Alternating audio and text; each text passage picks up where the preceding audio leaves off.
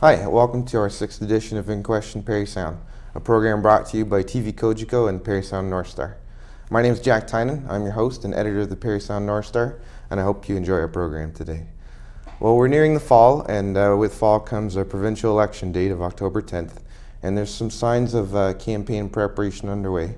Our provincial Liberals in the Parry Sound Muskoka riding seem to be having a little bit of difficulty finding a provincial candidate, but the Conservatives have MPP Norm Miller coming back for another race.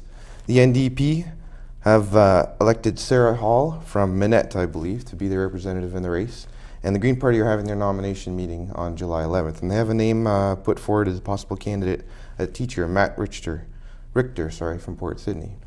But perhaps even more important than electing local officials this fall, voters all across the province will be considering whether or not to change our electoral system.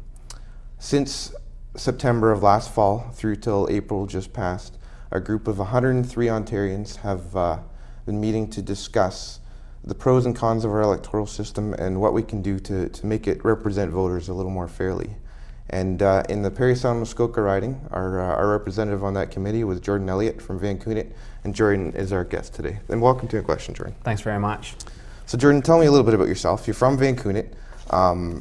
What have you been there for a long time? You're a long-time resident of Muskoka? I've lived in Muskoka for I guess about 6 years now. Out in Vancouver, we've been there for, I think this is our second year out there. So we lived in town for a little while, but decided that out of town suited us a little bit better.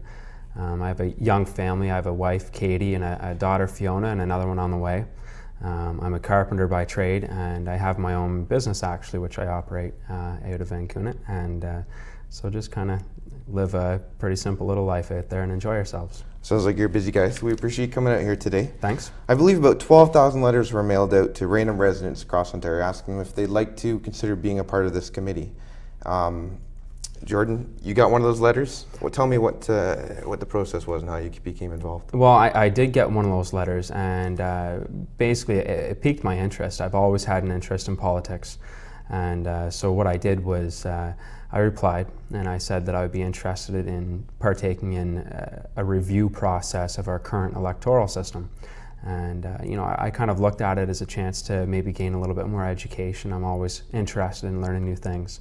And so I took that chance, and basically I got another letter back saying that that I had been selected to go to a meeting in North Bay, and at this meeting they basically gave us an overview of what the process was going to be all about, how much of a time commitment it was, and from that point they said if you're still interested we could put our names in a hat, and I did. I put my name in the hat and I was chosen, so I was our representative.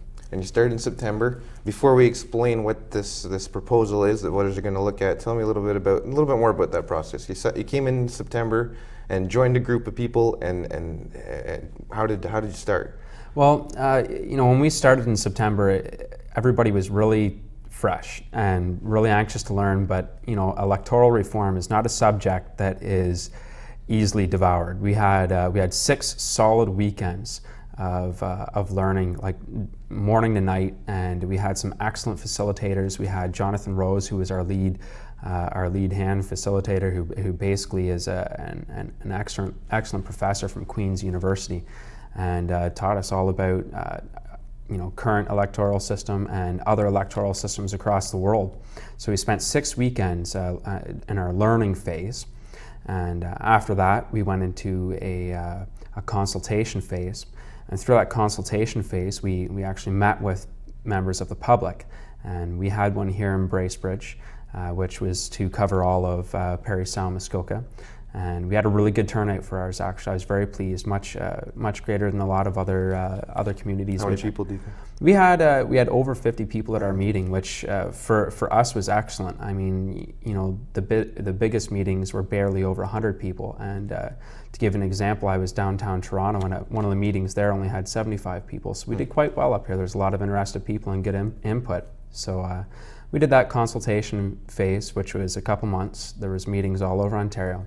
And then we rolled into a deliberation phase.